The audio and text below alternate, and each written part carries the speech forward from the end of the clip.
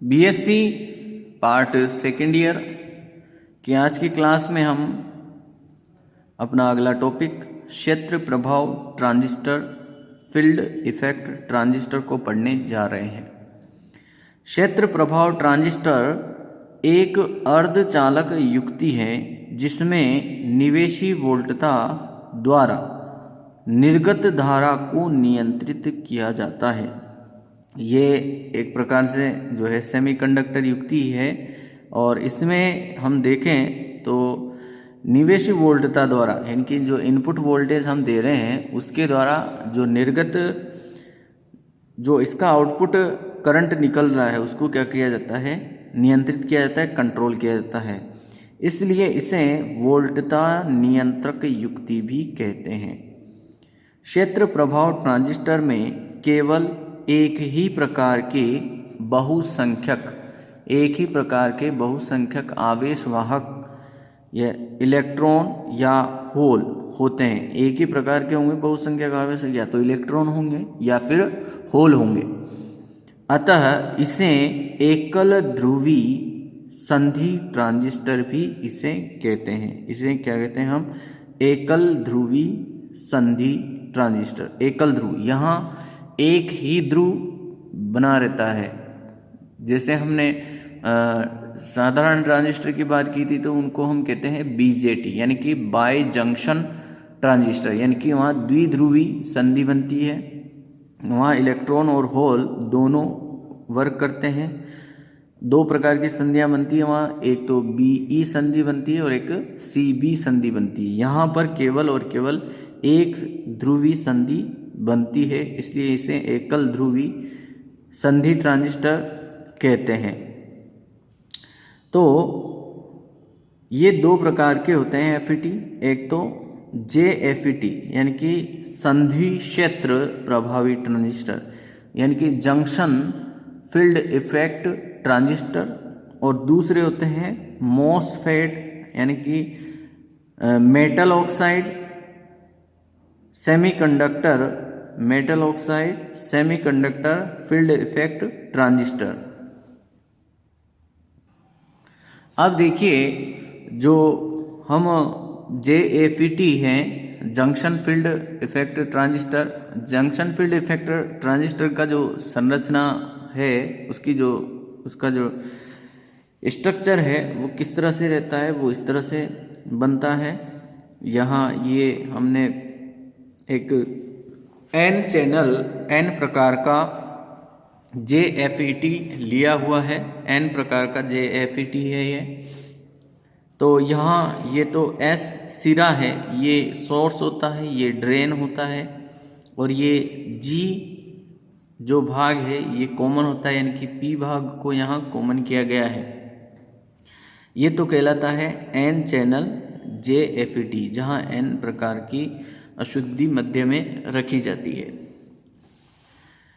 Number 2 पे हम देख सकते हैं पी चैनल जेएफईटी। पी चैनल, यहाँ मध्य में जो है पी प्रकार की अशुद्धि को रखा जाता है। यहाँ पी प्रकार की हमने अशुद्धि मध्य में रखते हैं, और ये होता है आपके सोर्स और ये होता है यहाँ इसका ड्रेन।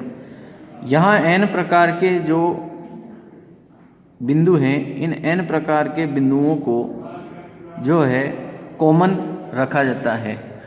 तो ये है आपके पी चैनल जेएफईटी, ये पी चैनल जेएफईटी कहलाता है। अब जो जेएफईटी हैं, इन एफईटी को कैसे तैयार किया जाता है वो हम समझेंगे कि एफईटी किस तरह से बनते हैं।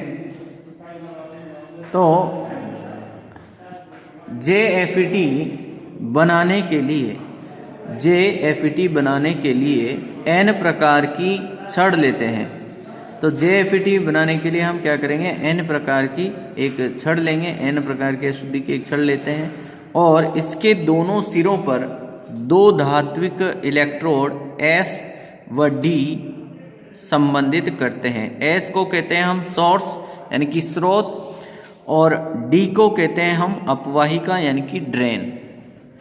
अब एस व डी के मध्य हम एक बैटरी को इस प्रकार से संबंधित करते हैं कि आवेश वाहक S में से होकर प्रवेश करें और D में से होकर बाहर की तरफ आए। यहाँ बैटरी हम S और D के बीच में इस तरह से लगाते हैं कि जो आवेशवाहक है S में होकर के प्रवेश करेंगे, यानी कि S और D के बीच में हम बैटरी लगाई VDS के रूप में यहाँ, तो S से धारा यहाँ जाएगी और इधर से D से होकर के निकलेगी। अब इस छड़ के ऊपरी और निचली सतह पर 2 P प्रकार के क्षेत्र विकसित करते हैं। अब यहाँ हम इसकी बात कर रहे हैं, देखिए N चैनल FET की। तो N चैनल FET में हम क्या करते हैं, यहाँ बीच में जो है N प्रकार की छड़ ली। N प्रकार की छड़ के दोनों सिरों पर, ये 2 सिरे, N प्रकार की छड़ के 2 सिरे हो गए, दोनों सिरों पर हम धात्विक इलेक्ट्रोड लगाते हैं। और धात्विक इलेक्ट्रोड लगाने के बाद इन दोनों के बीच में हम जो है इस तरह से हम यहाँ एक बैटरी लगाते हैं SD संधि के बीच में। तो यहाँ S से जो है जो यहाँ आवेशवाहक हैं S से तो प्रवेश करेंगे और D से क्या करेंगे, बाहर आएंगे। तो यहाँ N प्रकार के अर्धचालक की छड़ ले रहे हैं, तो यहाँ बहुसंख्यक आवेश वाहक क्या होंगे, इलेक्ट्रॉन। तो इस S भाग को हम जो है माइनस से जोड़ेंगे। तो यहाँ से जो इलेक्ट्रॉन है, माइनस से इलेक्ट्रॉन क्या करेंगे, S से प्रवेश करेंगे और इनकी प्रकृति कैसी होगी, माइनस से प्लस की ओर जाने की। तो यहाँ से जो है S को हम किससे जोड़ेंगे, माइनस से, और D वाले भाग को किससे जोड़ेंगे, प्लस से। तो यहाँ से जो बहुसंख्यक आवेशवाहक हैं इलेक्ट्रॉन, वो यहाँ से किसकी तरफ भागेंगे, कहाँ से बाहर निकलेंगे, ड्रेन से, D से बाहर निकलेंगे, तो और प्लस की ओर आएंगे। और जो P यहाँ इसके ऊपर और निचले जो सिरे हैं, यहाँ पर हम P प्रकार की क्या करते हैं, P प्रकार के क्षेत्र को उत्पन्न करते हैं। और ये P प्रकार का क्षेत्र दोनों में क्या होता है, कॉमन। देखिए हमने इसको क्या कर रखा है, कॉमन कर रखा है। और इस यहाँ जो G है, इस ग्राउंड भाग को जो है हमने किससे, एक बैटरी से संबंधित किया है।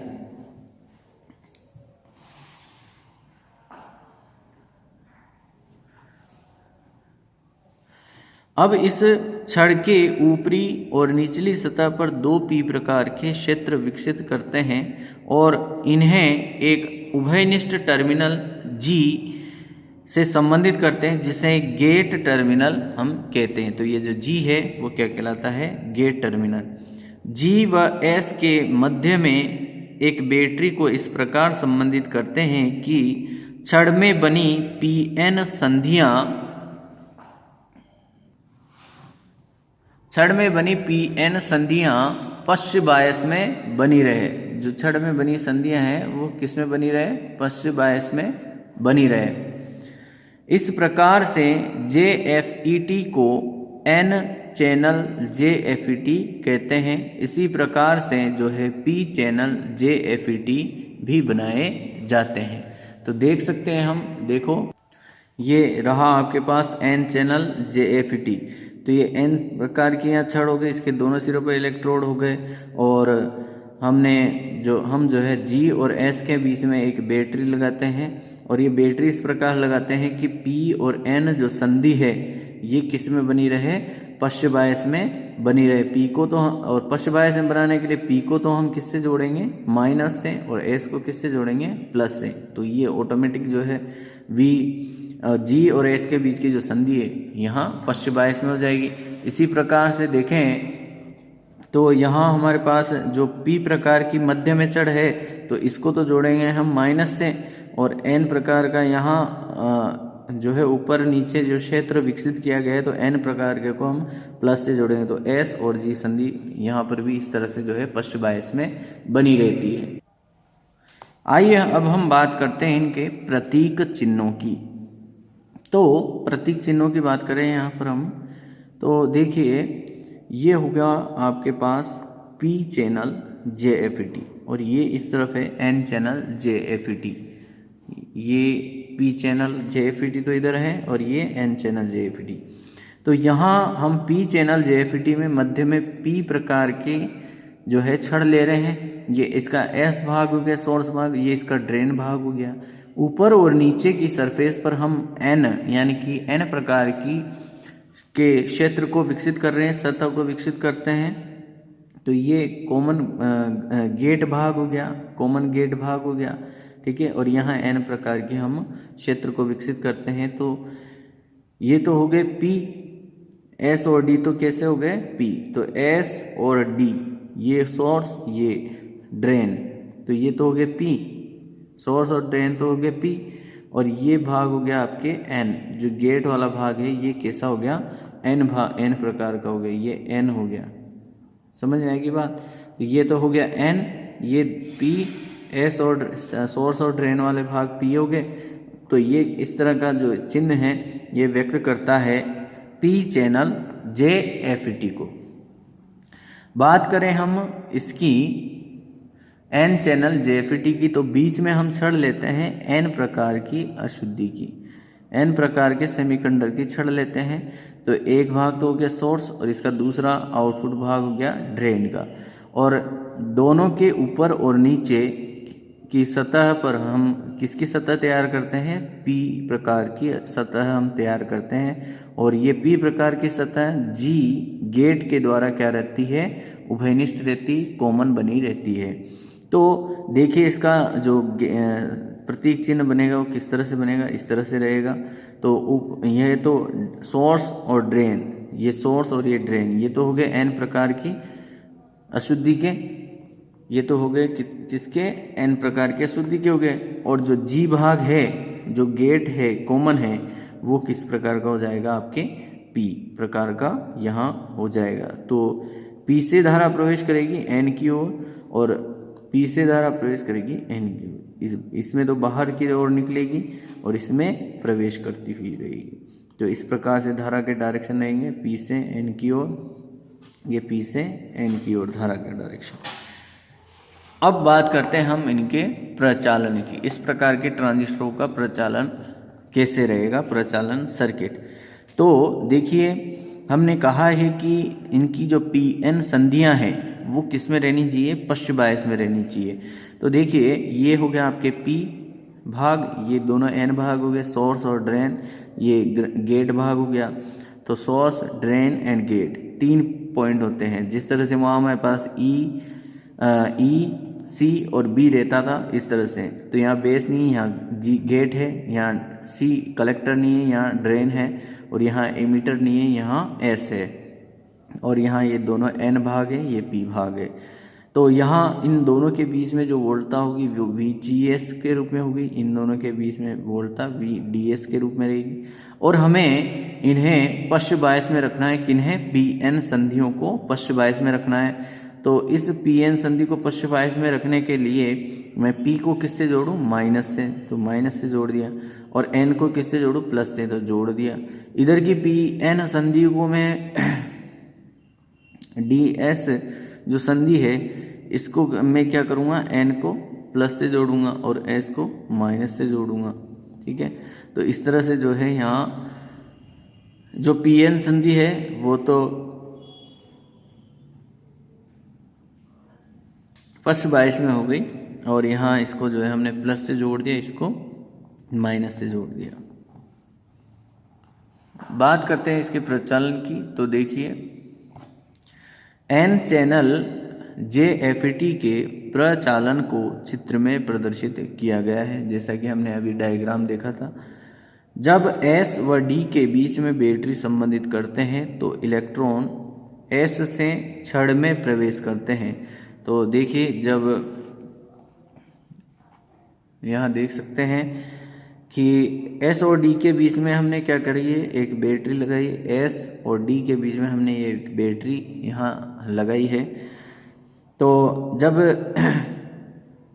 इलेक्ट्रॉन जो है S से छड़ में प्रवेश करते हैं, तो इलेक्ट्रॉन तो यहाँ से ही छड़ में प्रवेश करेंगे, S से, S सोर्स, तो सोर्स से प्रवेश करेंगे छड़ छड़ में प्रवेश करते हैं और डी से क्या करेंगे, ये बाहर की तरफ आएंगे। तो इलेक्ट्रॉनों का डायरेक्शन तो ये रहेगा, लेकिन धारा का दिशा इलेक्ट्रॉनों की दिशा के विपरीत रहता है। धारा हमेशा प्लस से माइनस की ओर बहेगी, जिससे निर्गत परिपथ में आईडी धारा प्रवाहित होती है। जिससे निर्गत परिपथ में धारा आईडी क्या होगी, प्रवाहित होती है। जब जी टर्मिनल पर आरोपित वोल्टता कितनी VGS का मान बढ़ाते हैं तो चैनल की चालकता घट जाती है। तो जो चैनल है उसकी चालकता क्या होगी, घट जाएगी। चैनल की चालकता घट जाती है, जिससे आईडी के मान में कमी आती है। इस प्रकार VGS का मान परिवर्तित करके निर्गत धारा आईडी को परिवर्तित किया जा सकता है। इस प्रकार यह एक वोल्टता नियंत्रक युक्ति होती है। बात करते हैं JFET के अभिलाक्षणिक वक्रों की। तो अभिलाक्षणिक वक्र के लिए ये एक डायग्राम है, सर्किट डायग्राम, वो इस तरह से रहेगा। वही डायग्राम है जो हमने अभी इससे पहले देखा था, केवल जो सोर्स है वो इस तरह से रहेंगे। N चैनल JFET के लिए अभिलाक्षणिक वक्र खींचने के लिए परिपथ व्यवस्था चित्रानुसार दर्शाई गई है। N चैनल JFET के लिए निम्न दो प्रकार के अभिलाक्षणिक वक्र खींचे जाते हैं। नंबर 1, निर्गत अभिलाक्षणिक वक्र। निर्गत अभिलाक्षणिक वक्र VGS को नियत रखते हुए, हम किसको नियत रखेंगे, कांस्टेंट रखेंगे। VGS को कांस्टेंट रखते हुए निर्गत वोल्टता VDS और निर्गत धारा ID के मध्य एक वक्र खींचते हैं, जिसे निर्गत अभिलाक्षणिक वक्र कहते हैं। तो ये निर्गत अभिलाक्षणिक वक्र इस तरह से रहेगा। तो निर्गत अभिलाक्षणिक वक्र में हम देख सकते हैं ये इस x अक्ष पे VDS है और y अक्ष पे धारा ID है, और इसके जो ग्राफ हैं वो इस तरह से बनते हैं। ये रेखीय क्षेत्र कहलाता है, ये संतृप्त क्षेत्र कहलाता है, और यहाँ जो वोल्टता है वो बिल्कुल नियत वोल्टता है, इसे कहते हैं हम संकुचन वोल्टता। और ये जो क्षेत्र है ये कहलाता है आपके अंतक क्षेत्र या भंजन क्षेत्र। ये इसलिए कहलाता है क्योंकि इस बिंदु पर वोल्टता के VDS के इस मान पर धारा का मान एकदम से बढ़ता है। इस बिंदु पर वोल्टता के इस बिंदु पर धारा का मान एकदम बढ़ता है, तो इसे कहते हैं हम भंजन क्षेत्र या अंतक क्षेत्र। और ये जो कांस्टेंट वोल्टता है जिस पर धारा का मान एकदम से बढ़ता है उसे कहते हैं हम अंतक वोल्टता या भंजन वोल्टता। उपरोक्त वक्र के निम्न भाग होते हैं। नंबर 1, रेखीय क्षेत्र। प्रारंभ में निर्गत वोल्टता VDS का मान बढ़ाने पर धारा के मान में रेखीय रूप से वृद्धि होती है, अतः इस क्षेत्र को हम क्या कहते हैं, रेखीय क्षेत्र। हमने डायग्राम में भी देखा, ग्राफ में भी देखा था, रेखीय क्षेत्र। संतृप्त क्षेत्र। निर्गत वोल्टता VDS का मान और अधिक बढ़ाने पर धारा ID के मान में वृद्धि होना रुक जाती है। हमने देखा था कि संतृप्त क्षेत्र में धारा की वृद्धि नहीं होती है, धारा क्या हो जाती है, संतृप्त अवस्था में आ जाती है, कांस्टेंट हो जाती है। तो इस क्षेत्र को हम क्या कहते हैं, संतृप्त क्षेत्र कहते हैं। वह वोल्टता जिस पर धारा के मान में वृद्धि रुक जाती है उसे कहते हैं हम संकुचन वोल्टता। यानी कि संकुचन वोल्टता वो होती है जिस पर धारा के मान में होने वाली वृद्धि रुक जाए, धारा क्या हो जाए, एक नियत मान की बनी रहे, उसे कहते हैं हम संकुचन वोल्टता। अंतक क्षेत्र या भंजन क्षेत्र। संतृप्त क्षेत्र के पश्चात वोल्टता का मान और अधिक बढ़ाने पर धारा ID के मान में अचानक वृद्धि होती है, इसे भंजन क्षेत्र कहते हैं। वोल्टता का वह मान जिस पर धारा के मान में अचानक वृद्धि होती है उस वोल्टता के मान को हम क्या कहते हैं, भंजन वोल्टता या अंतक वोल्टता कहते हैं। दूसरा वक्र होता है अंतरण अभिलाक्षणिक वक्र। अंतरण अभिलाक्षणिक वक्र। निर्गत वोल्टता VDS को नियत रखते हुए निवेशी वोल्टता VGS तथा निर्गत धारा ID के मध्य बनने वाला वक्र अंतरण वक्र अभिलाक्षणिक वक्र कहलाता है। ID धारा और VGS के बीच जो इस तरह से वक्र खींचते हैं हम, ये कहलाता है अंतरण वक्र।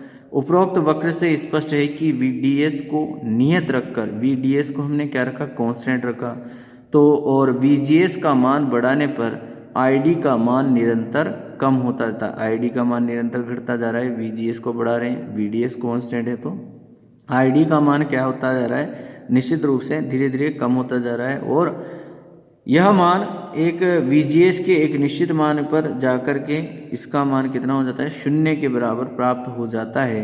VGS के इस निश्चित मान को हम देहली वोल्टता कहते हैं, यानी कि VGS के जिस मान पर ये धारा का मान कितना हो जाए, 0 हो जाए, वो क्या कहलाएगी, आपके देहली वोल्टता कहलाती है।